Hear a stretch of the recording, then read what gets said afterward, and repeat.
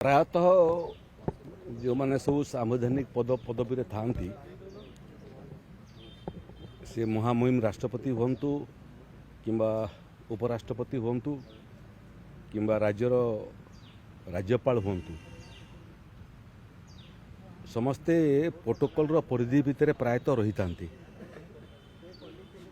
किंतु भाया बहुत महान व्यक्तित्व माने ये पद अलंकृत कर जो मैंने विभिन्न समय प्रोटोकॉल परिधि बाहर को आसिक निजक साधारण लोक संगे चिन्हित कर पूर्वतन राष्ट्रपति डॉक्टर एपीजे अब्दुल कलाम तार तो उदाहरण थिले एवं राष्ट्रपति काल रे सांसद मान संगे राष्ट्रपति भवन रे विभिन्न राज्यर सांसद मान डाकिक से राज्यर समस्या बाबद निजे अध्ययन करते संगे वार्तालाप करते समाधान केमती हो पार बोलिक पूर्वर गणेशी लाल जी महामहिम राज्यपाल थे ओडिशार से समय लोकों संगे जोड़ी हवा एवं लोकंर समस्या को अध्ययन करने और सरकार को परामर्श देवा ये काम से उदाहरण सृष्टि करते आजिकार जे ओडिशा राज्यपाल सम्माननीय हरिबाबू जी से ये परंपरा आरंभ कर स्वयं माननीय मुख्यमंत्री घर को जाइए कटसी कॉल रे मंत्री मानकर क्वार्टर को जाकर संगे वार्तालाप करिया राजभवन रे ओडिशा सरकार विभिन्न विभाग काम को समीक्षा करवा मूलतः केंद्रीय योजना सब ओडिशा रे केमिति कार्यकारी होउची तार बाबद विभिन्न विभाग अधिकारी मानकर संगे बसिबा एवं तांको पचारिबा एवं कामर समीक्षा करवा एवं केवल तांकर इभलिया सौजन्यमूलक साक्षात्कार सरकारी दलर मंत्री मान भितर सीमाबद्ध नुह विरोधी दल नेता मान संगे वार्तालाप आकु हेबो व्यवस्थापक एवं राज्यपाल भितर दूरता को समाप्त करने विधायक मान विभिन्न समय राजभवन को डाकुंट से निर्वाचन मंडली कथा बुझुंट तेणु केवल गोटे सांविधानिक पदरे रहीक केवल कागज पत्र रे सरकार विभिन्न बिल को दस्खत देवा और नोटिफिकेशन को दस्खत देवा भितर सीमाबद्ध न होकर ओडिशार विकास संगे से निजक जोड़ी होती आगु सांसद थे एवं राजनीति रे बहुत अनुभव एवं अभिज्ञता तांकर अच्छी तेणु से अनुभव को बांटापी किसी नुआ परामर्श देवाई केंद्रीय योजनार कार्यकारिता उपर गुरुत्व देवाई राज्य सरकार जो विभिन्न विभाग जनकल्याण योजना सबू अच्छी ताकू तदारक करने एवं आउ कौन भल हो पार ओडिशा प्रदेश एथिपाई प्रोटोकॉल परिधि भीतर को निजको सीमाबद्ध न रखिक बाहर को बाहरी करी एसबू करिवार द्वारा व्यवस्थापक एवं राज्यपाल भितर दूरता समाप्त हो राजनीतिक दल एवं सरकारी हूँ कि विरोधी हूँ से सांगे जोड़ी हेबारे गणतंत्र रुद्धिमंत हेब विभिन्न विभाग समीक्षा करिवार फल ओडिशावासी उपकृत हेबे ओडिशार विभिन्न जिला को जाइकरी प्रशासन संगे एवं लोकों संगे कथा हबार नियारा परंपरा महामहिम राज्यपाल आरंभ कर तेणु ओडिशार सौभाग्य एभली जड़े महान व्यक्तित्व विकास को त्वरान्वित करने राजभवन रु बाहरिक बाहर को आसवा मत लगुच जे नुआ दिगंत सृष्टि होची गणतंत्र एवं ओडिशा सरकार ओडिशार राजनीतिक दल एवं राजनीतिक व्यवस्था एवं साधारण लोक समस्ते उपकृत हेबे सर्वोपरि ओडिशा राज्य मध्य विकास क्षेत्र में आकु नुआ दिगंत छुईवाई ସଫଳ ହୋଇପାରିବ। सेंट्रल स्कीम इम्प्लीमेंट को नहीं पूर्व राज्यपाल निजे असंतोष प्रकाश करते जे अधिकारी मैंने जानी पाना सेंट्रल स्कीम कौन पहुंचुची कौन ना हुए तो ये तार गोटे रिफ्लेक्शन सर कहुपर कि निजे नहीं स्वाभाविक भाव में देखु जी मंत्री हूँ विधायक हूँ सरकारी अधिकारी हूँ केंद्र एवं राज्य सरकार योजना बाबद अध्ययन करने समय बाहर करने कथा जो जो योजना अच्छी तार गाइडलाइन को मध्य अध्ययन करने कथा एवं से दिगरे निजको एक्सपर्ट भाव में उपस्थापित करने कथा एवं केवल अधिकारी नुहंती कौन केंद्रीय एवं राज्यर योजना को लोकों पाखे पहुँचापी हेले निष्ठा एवं प्रतिबद्धता दरकार एवं निष्ठा एवं प्रतिबद्धतार कौन सीमा नहीं जदि मते पचारे मो तो आकाश सीमा तेणु स्वाभाविक भाव में बांजवर राज्यपाल चाहिए जे समस्ते अध्ययन करंतु समस्ते अवगत हुंतु एवं निखुण भाव में केंद्रीय योजना एवं राज्यर योजना जो मैंने लाभार्थी पाइबार अधिकार अच्छी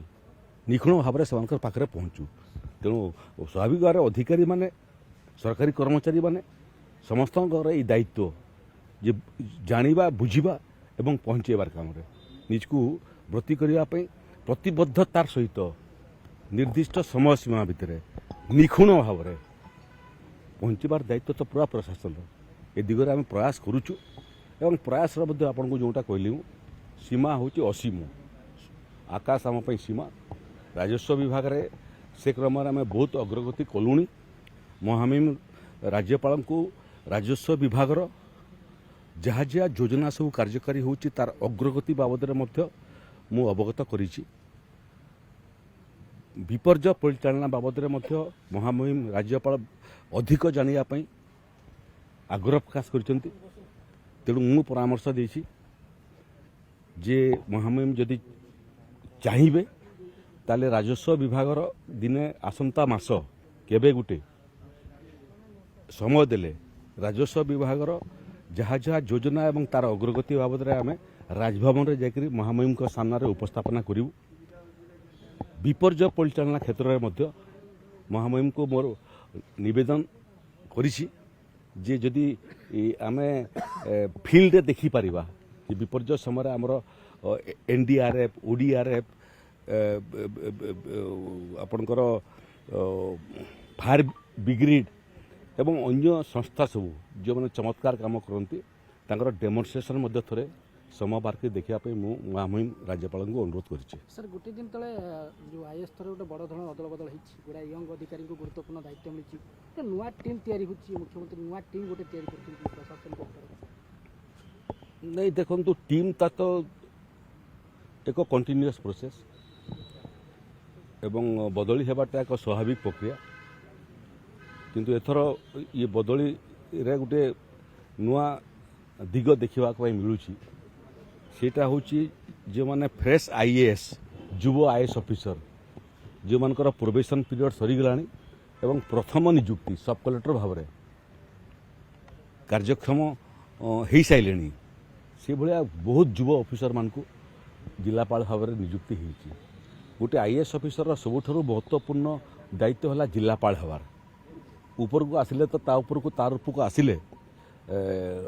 सामग्रिक भाव में गुड़िए कम अम्ब्रेला भितर से माने करेंगे किंतु जिलार मुख्य भाव में सबुठारु बहुत बड़ गुरु दायित्व हूँ आईएएस ऑफिसर मानक जिलापाल हबारटा एवं युव अवस्था आईएएस मान जिलापाल हबार जो सौभाग्य सेटा माननीय मुख्यमंत्री प्रदान करिसेंति आमे आशा करिवु जे जो बयस से माने जिलापाल माने होइचंती से माने तांकर जे पूर्व अधिकारी जिलापाल थिले तांको ठारु मध्य आहुरी चमत्कार काम करिगिरी बयस रे जो इंटेंसिटी थाए काम करिवार इच्छा काम करिवार साहस काम करिवार शक्ति एवं निजर जो प्रतिभा ये प्रतिभा को से माने प्रदर्शन करिवे एवं चमत्कार प्रदर्शन करी विकास गतिटा को आहुरी त्वरान्वित करिवे।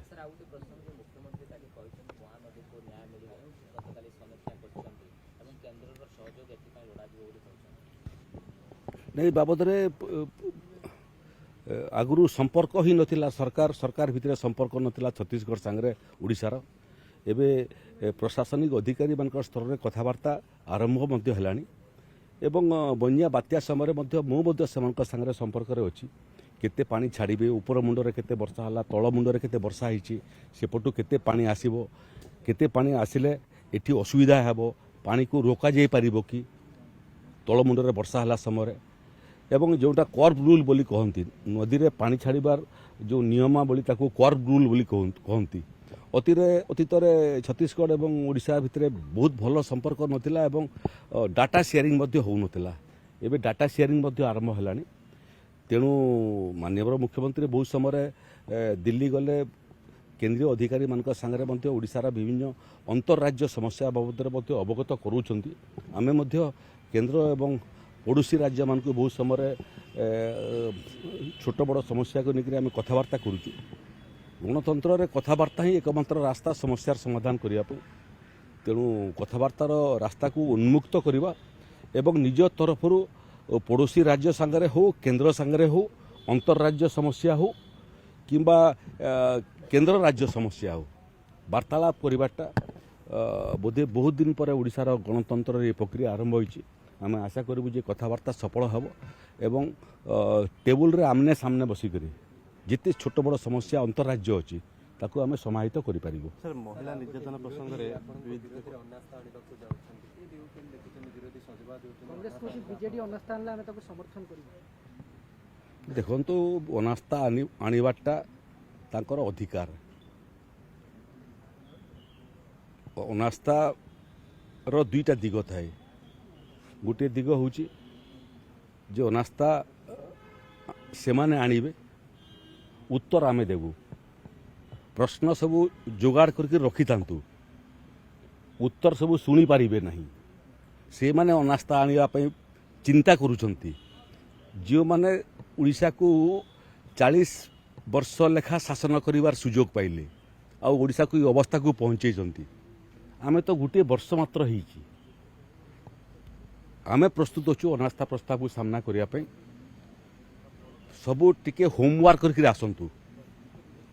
40 ବର୍ଷରେ କ'ଣ କରିଥିଲେ ସେମାନେ ତାର ଜବାବ ଦିଅନ୍ତୁ ବିଜୁ ଜନତା ଦଳ ଏବଂ କଂଗ୍ରେସ ପାର୍ଟି ଉଭୟ 35-40 ବର୍ଷ ଲେଖା ହିସାବ ଧରିକି ଆସନ୍ତୁ ଆମେ ଗୋଟିଏ ବର୍ଷର ହିସାବ ଦେବୁ ଓଡ଼ିଶାବାସୀ 40 ବର୍ଷ ପ୍ଲସ୍ 40 ବର୍ଷ ଭର୍ସେସ୍ ଗୋଟିଏ ବର୍ଷ ତାର ତୁଳନା ଦେଖିବେ ଶୁଣିବେ ଏବଂ ଯେଉଁ ଅନାସ୍ଥା ପ୍ରସ୍ତାବ କଥା ଆପଣ ଉଲ୍ଲେଖ କରୁଛନ୍ତି ବୁମେରାଙ୍ଗ ଗୋଟେ ଶବ୍ଦ ଅଛି ବୋଧେ ବିରୋଧୀ ଦଳ ଜାଣିନାହାନ୍ତି ଥରେ ଆଣନ୍ତୁ ଅନାସ୍ଥା ପ୍ରସ୍ତାବ ସରକାରଙ୍କୁ ଆହତ କରିବ ନାହିଁ ବୁମେରାଙ୍ଗ ହେଇକରି ନିଜେ ରକ୍ତାକ୍ତ ହେବେ